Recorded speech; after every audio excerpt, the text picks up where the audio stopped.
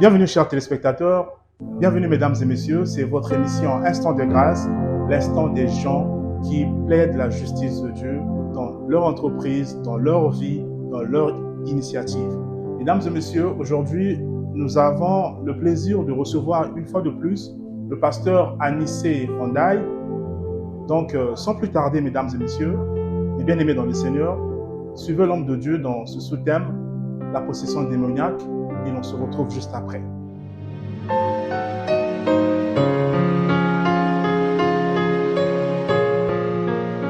Bonjour, bonsoir, shalom.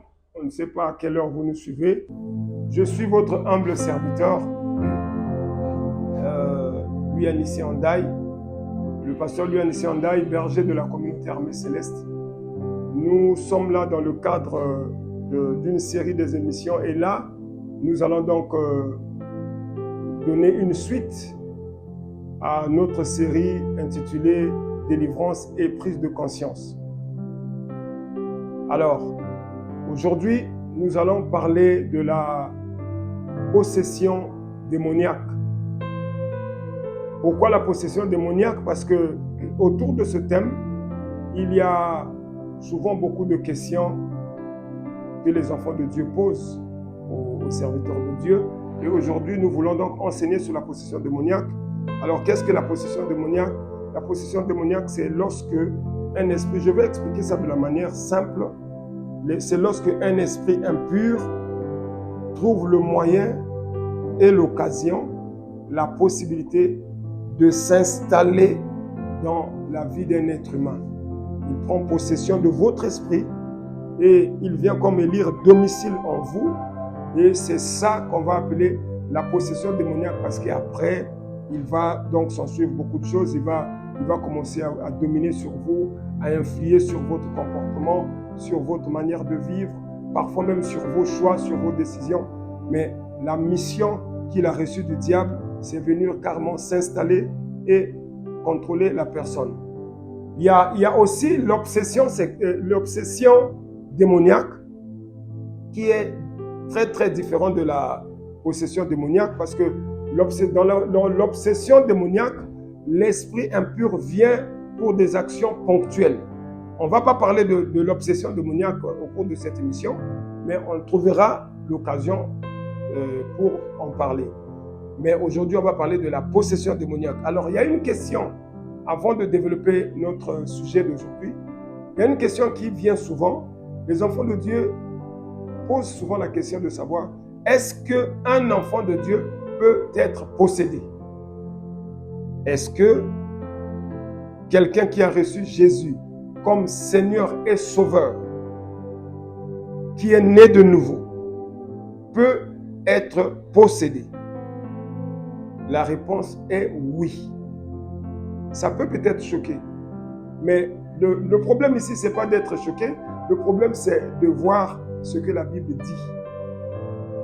Connaître la parole de Dieu, comprendre les enseignements de Jésus-Christ, parce que quand Jésus-Christ est arrivé sur la terre, il était venu enseigner les humains sur la délivrance. Il était venu enseigner les croyants sur la délivrance. Avant Jésus, personne n'avait expliqué les choses dans une dimension hautement spirituelle comme Jésus a pu le faire. D'ailleurs, lorsqu'il est sorti de la tentation, de la montagne de la tentation, face à Satan, où Satan a essayé de le manipuler et il a rencontré donc le roc, la pierre. Il n'a pas pu, la parole vivante, il n'a pu rien faire. Et quand Jésus est sorti de là, la Bible dit qu'il s'est rendu au temple, il a commencé à parler, à lire plutôt la parole, le prophète Ésaïe, et il a dit que l'Esprit du Seigneur l'Éternel est sur moi, car il m'a oint il a donné les causes. Pourquoi l'onction était sur lui? Pour délivrer, pour rendre libre, pour délivrer les captifs, pour rendre libres les opprimés, pour proclamer une année de grâce. Vous voyez, il était venu pour libérer les captifs. C'est qui un captif? Un captif, c'est une personne qui, consciemment ou inconsciemment, a laissé des portes ouvertes dans sa vie et un ou plusieurs démons ont pu bondir sur l'occasion et s'installer dans sa vie. Parce que souvenez-vous, notre vie, notre corps, notre esprit est comme un temple, dit la Bible. La Bible dit, ne savez-vous pas que votre corps est le temple de Dieu? Le Saint-Esprit habite en vous. Le Saint-Esprit habite en nous. Puisque le Saint-Esprit habite en nous, ça veut dire que le Saint-Esprit a eu la possibilité de s'y établir. Il passe par une porte. De la même manière, si nous, par notre conduite, par nos pratiques, par nos croyances, par notre langage, par notre manière de concevoir nos idées, si on ne fait pas attention, nous allons laisser des brèches, des portes ouvertes. Et comme notre adversaire rôde comme un lion rougissant, cherchant qui dévorer, s'il trouve qu'il y a une brèche dans ta vie, même si tu es chrétien, mon frère, ma soeur, sache-le que tu vas être surpris. L'ennemi va s'installer, va s'établir dans ta vie. Et c'est ce qu'on appelle un état de possession démoniaque. Je vous donne un exemple. J'ai rencontré même des hommes de Dieu qui se sont surpris en train de se masturber. J'en ai rencontré plusieurs d'ailleurs, en train de se masturber. Et vous qui me suivez, certainement, vous êtes peut-être dans ce cas, vous êtes serviteur de Dieu, vous prêchez la parole de Dieu, mais vous vous masturbez. Ne soyez pas étonnés. Il y a eu une brèche, peut-être par la pornographie, peut-être par des images érotiques, peut-être par des films érotiques, peut-être par des séries télévisées qui au départ ne sont pas une mauvaise chose. Mais après, le diable va commencer à faire un travail au niveau de votre champ mental. Il va vous pencher dans la mauvaise direction. Et si vous ne faites pas attention, vous allez ouvrir une brèche. Ça peut arriver sous différentes formes. Ça peut arriver par des croyances. Vous avez reçu Jésus comme Seigneur et Sauveur, mais il y a eu un décès dans votre famille. Dans la famille, on dit, voilà, tous les enfants de la famille devraient accepter qu'on leur passe un fil autour du bras, autour du poignet. Vous acceptez, ou bien on vous dit, il y a la tenue de la veillée. Vous devez porter la tenue de la veillée. Mais s'il y a une ruse derrière, ceux qui ont décidé qu'il y ait une tenue uniforme, si ces gens-là ont une autre force derrière, si ces gens-là ont un autre pouvoir derrière, vous ne savez pas. Quelle est la stratégie qui est établie derrière, vous ne savez pas. Ça peut constituer une porte d'entrée et les démons qui sont installés dans la famille depuis des générations auront la possibilité de vous posséder. N'oubliez pas, je vais vous faire remarquer quelque chose. Si vous, frères, vous qui me suivez, vous avez reçu Jésus comme Seigneur et Sauveur, sachez-le que, en recevant Jésus-Christ comme Seigneur et Sauveur, la Bible dit que c'est un processus qui doit vous amener jusqu'à ce que votre famille aussi puisse se convertir. Si tu crois, si tu reçois Jésus comme Seigneur et Sauveur, tu seras sauvé, toi et ta famille. Mais si tel n'est pas le cas, si toi tu es sauvé et que ton père reste dans la franc-maçonnerie, ton père reste dans la Rose-Croix, ton père est encore Kwembali, est encore chef coutumier, si dans votre famille vous avez encore les bicocos, est-ce que ta conversion a transformé ta famille par un coup de bâton magique? Non. Ne soyons pas, ne nous laissons pas, si vous voulez, ne faisons pas comme un baume sur notre cœur en nous séduisant par des paroles, parfois des versets bibliques qui deviennent comme des slogans, alors que ce n'est pas vrai. La réalité est là en face. La possession démoniaque est possible si vous ouvrez des brèches. Si le diable trouve des brèches, ce qu'on appelle les portes d'entrée, il va s'installer, même si vous avez reçu Jésus-Christ comme Seigneur Sauveur. Nous allons lire une histoire dans Actes chapitre 8, du verset 9 au verset 13 pour expliquer, pour justifier ce que je suis en train de dire. Actes chapitre 8, verset 9 à 13. Écoutez ce que la Bible dit. Il y avait auparavant dans la ville, donc la ville de Samarie, un homme nommé Simon qui, se donnant pour un personnage important, exerçait la magie. Retenez ça, il exerçait la magie. C'est-à-dire il était démoniaque. Il était possédé. Parce que tous ceux qui exercent la magie sont possédés. Je ne suis pas en train de les insulter. Loin de moi, je ne suis pas un homme qui va passer dans les médias pour critiquer les gens. Non. Mais la magie véhicule des démons. Chaque magie véhicule des démons.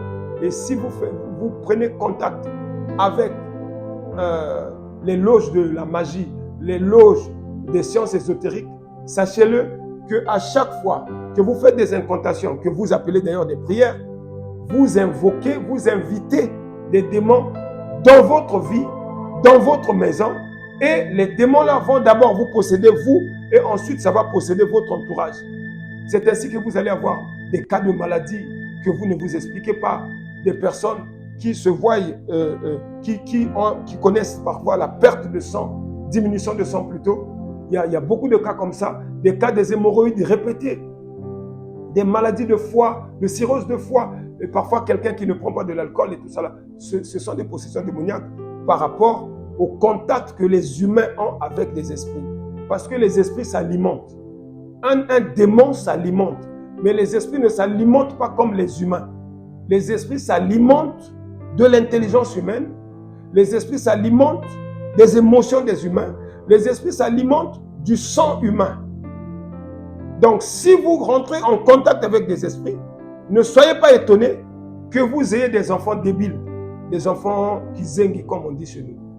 Vous comprenez?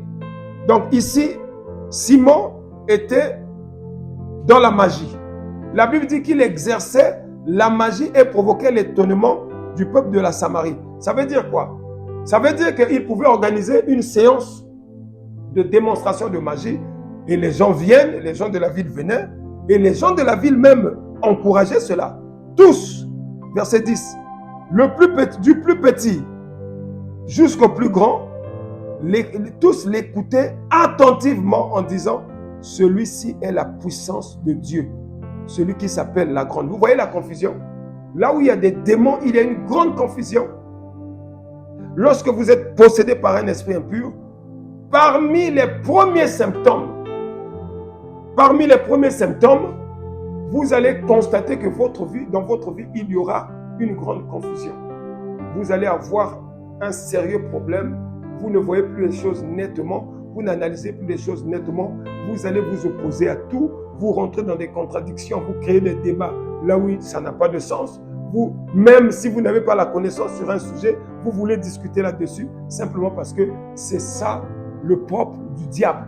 Le diable aime s'aimer la confusion dans le mental des humains. Et donc, le peuple, là où il y a donc un grand nombre de démons, le peuple vit dans la confusion. Et c'est ce que souvent, aujourd'hui, même ceux qui fréquentent des églises vivent.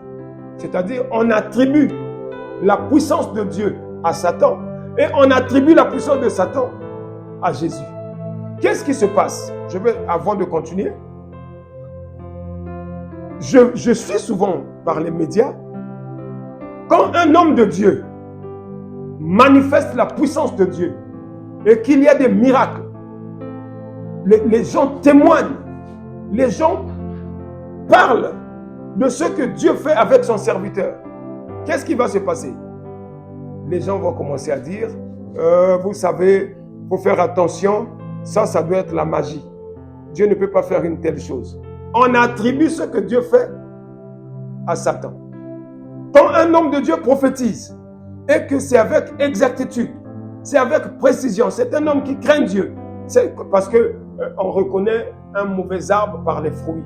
On reconnaît un arbre qui est bon par les fruits. Mais il y a des hommes de Dieu qui sont intègres, qui craignent Dieu. Le témoignage est connu. Et quand Dieu se manifeste par la prophétie, par le discernement des esprits, par les délivrances et tout ça là, on dit attention, c'est la magie. On attribue ce que Dieu fait à Satan. Et ici, dans le cas de Simon le magicien, on attribue les choses que Satan faisait à Dieu. On dit que ça, c'est la puissance de Dieu. Alors, ce qui nous intéresse, c'est la suite. Écoutez, tout le peuple l'écoutait attentivement parce qu'il les avait longtemps étonnés par des actes de magie. Pas par les œuvres de Dieu, par les actes de magie. Mais, verset 12, quand ils eurent cru à Philippe, qui leur annonçait la bonne nouvelle du royaume de Dieu et du nom de Jésus-Christ. Hommes et femmes se firent baptiser. Verset 13, c'est très important. Simon lui-même crut.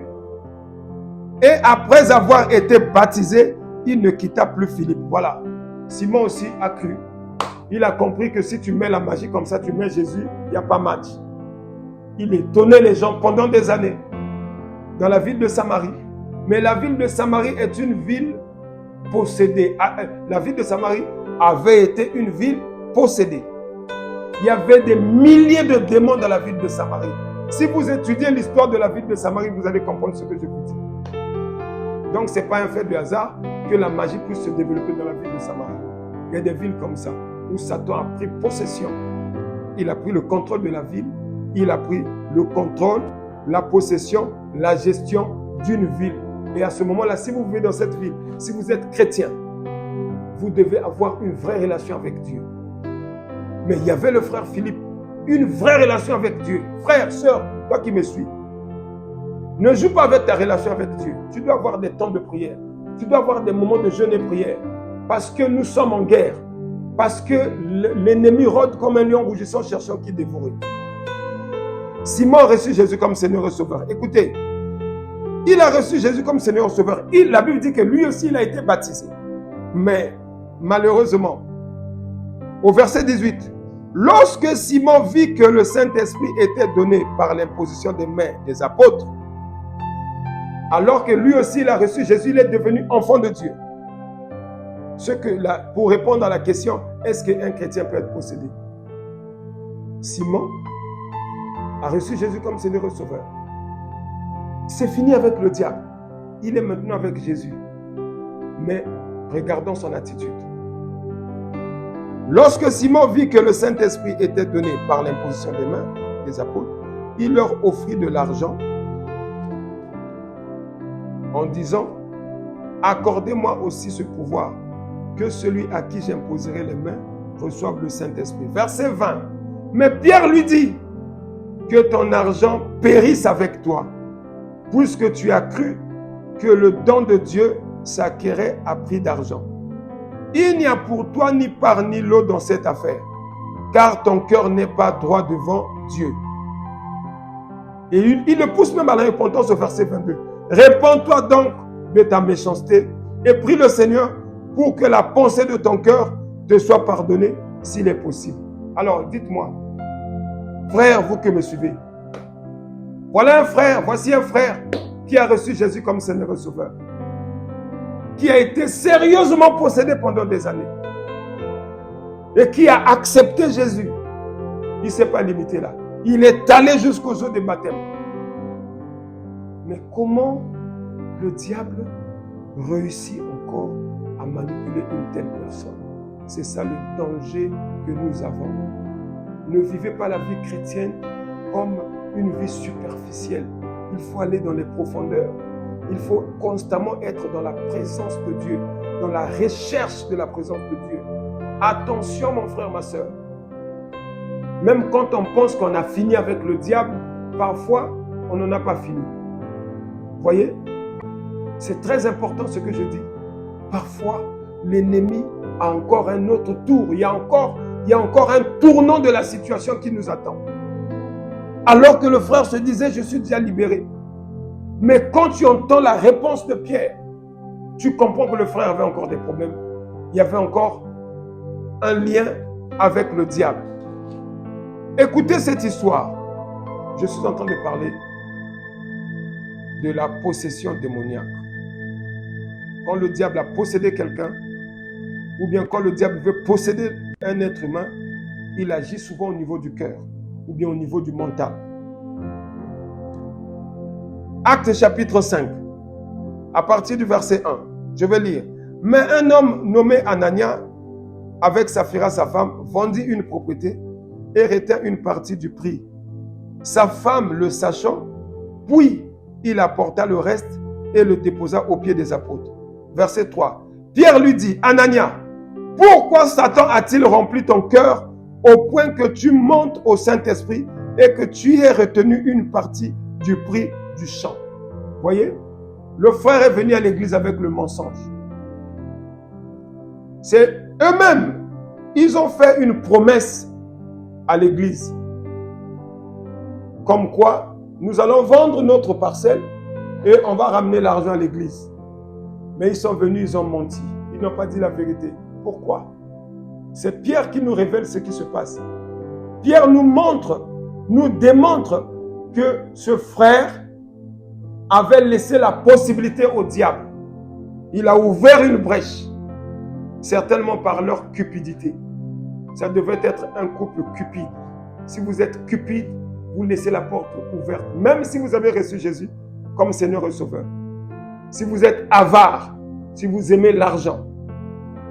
Il y a même des serviteurs de Dieu, je ne critique pas, il y a même des serviteurs de Dieu qui prêchent pour avoir de l'argent, pour, soi-disant, devenir prospère. Si c'est ça, votre poursuite, sachez-le que c'est une brèche, c'est une porte d'entrée. Et le diable va vous posséder et va vous maintenir dans la religiosité, dans le formalisme. Vous allez passer beaucoup de temps dans les formalités, mais vous n'allez plus être vrai avec vous-même, vous n'allez plus être vrai avec Dieu, vous n'allez plus être vrai dans votre couple, vous n'allez plus être vrai avec le prochain. Ce frère, Anania et Saphira, sa femme, sont parmi les premières brebis du Seigneur de l'Église primitive. Ce sont des personnes qui ont expérimenté la puissance de Dieu. Ils ont vu les apôtres exercer le ministère.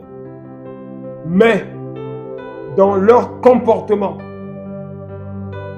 ils n'avaient pas encore abandonné une certaine manière de vivre la relation avec l'argent. Vous savez que l'argent, souvent, l'argent n'est pas une mauvaise chose, mais parfois l'argent fait tomber beaucoup d'enfants de Dieu. Et c'est comme ça que Pierre va nous montrer que ses frères, bien qu'étant des chrétiens, mais le diable avait réussi à s'installer dans leur cœur. Pierre a dit, comment Satan a-t-il pu remplir ton cœur? Remplir le cœur, ça veut dire qu'il est là pleinement. Il n'y a plus d'espace. Donc c'est un cas de possession. Certainement, en cours de chemin, pendant qu'ils partaient, ils discutaient en couple. Au départ, ils avaient des meilleures idées. Ah, nous allons soutenir l'œuvre de Dieu. Il y a beaucoup de gens comme ça qui font même des vœux. Ah, homme de Dieu, je vais faire ceci. Ah, je vais acheter les instruments. Ah, je vais acheter le tam-tam à l'église. Ah, je vais habiller les chantres. Je vais habiller le protocole. Personne ne t'a demandé. Mais quand tu pars, tu touches l'argent en question. En cours de chemin, le diable trouve en toi des brèches, des idées sombres, des pensées obscures qui ouvrent la porte au diable et un démon viendra s'installer. La Bible dit, Jésus nous enseignait ceci dans Matthieu. Jésus dit que lorsque un esprit impur est chassé d'un corps, il s'en va dans les lieux arides. Mais n'ayant pas trouvé du repos, il se dit en lui-même, je retournerai dans ma maison d'où j'ai été chassé. À ce moment-là, je vais vous poser la question. Il retourne dans quelle maison? Mais c'est dans le corps d'un chrétien. Parce que celui qui bénéficie de la délivrance, c'est un enfant de Dieu. Là où on a chassé le démon, c'est un enfant de Dieu, c'est quelqu'un qui a cru en Jésus. Mais quand le démon dit, je retournerai dans ma maison, et la Bible dit, s'il revient, il trouve la maison balayée, ornée. Il s'en va chercher 7 autres esprits plus puissants que lui. Et la Bible dit que l'état de cette personne deviendra pire qu'avant. Cette personne, c'est qui? C'est un chrétien qui n'a pas su fermer les brèches, qui n'a pas su se conduire en enfant de Dieu. Parce qu'il y a une manière de vivre réservée aux enfants de Dieu. Les enfants de Dieu ne vivent pas selon le train de ce monde. Les enfants de Dieu ne sont pas à la mode. Les enfants de Dieu sont des modèles. Les enfants de Dieu ne sont pas des suivistes. Les enfants de Dieu sont des personnes qui aspirent qui inspirent les autres. Les enfants de Dieu sont des personnes qui aspirent à l'excellence et qui inspirent les autres. Les enfants de Dieu ne courent pas derrière la mode. Ah, il y a telle chaussure, il y a tel vêtement. Non, les enfants de Dieu ne sont pas dans la cupidité. Mais si vous êtes dans ces choses, les enfants de Dieu ne sont pas dans la gourmandise. Si vous êtes dans ces choses, les enfants de Dieu ne sont pas dans la convoitise.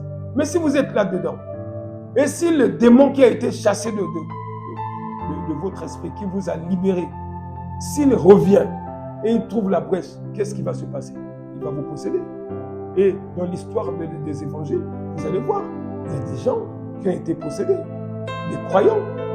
Si vous allez dans les actes des apôtres, vous allez voir des personnes qui ont été mises en difficulté.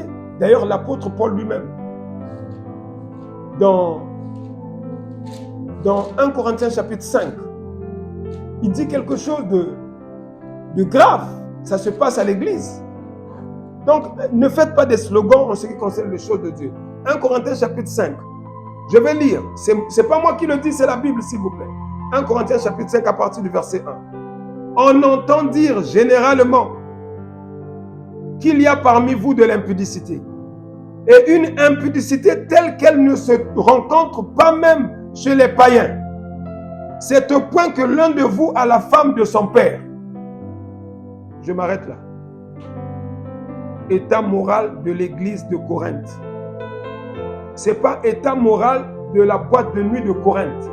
État moral de l'église de Corinthe.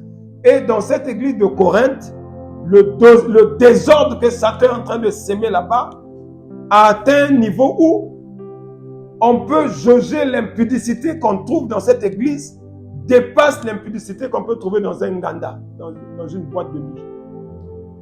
C'est pas moi qui le dis.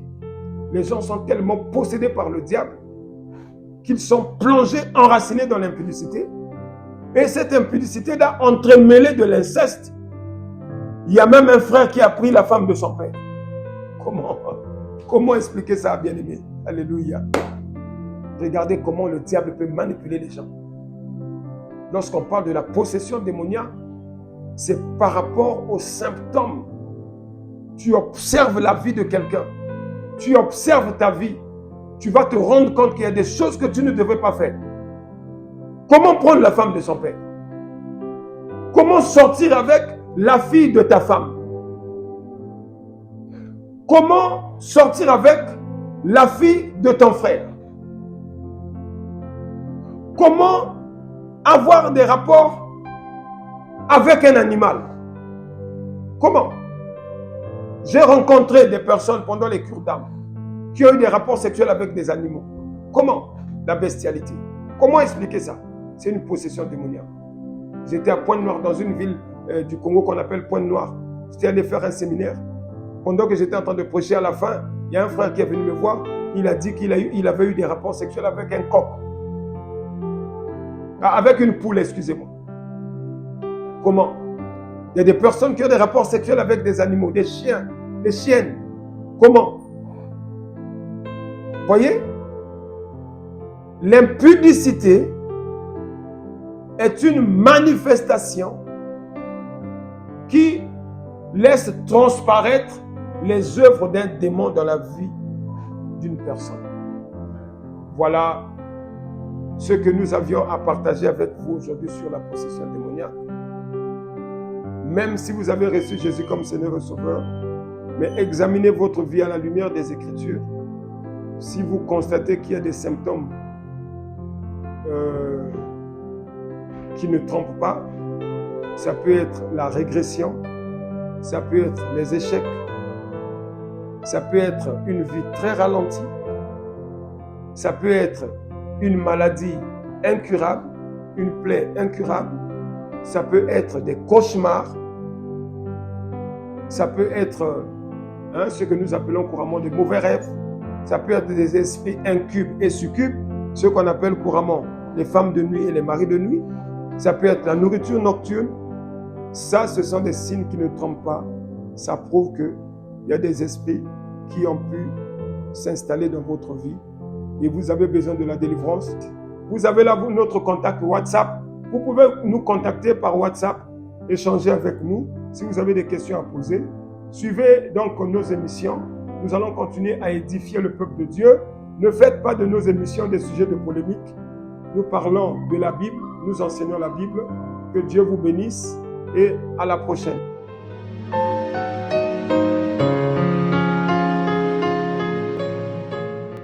Mes bien-aimés dans le Seigneur, merci pour votre attention. Quelque part, la Bible nous dit de garder notre cœur plus que tout et de prier sans cesse, de veiller car le diable rôde tout autour. Le pasteur Annie Sandai nous a prêché en quelque temps sur comment résister à la possession démoniaque. Bien-aimés dans le Seigneur, restez scotchés à l'émission Instant de grâce. Que la paix de notre Seigneur Jésus-Christ vous accompagne. Au revoir.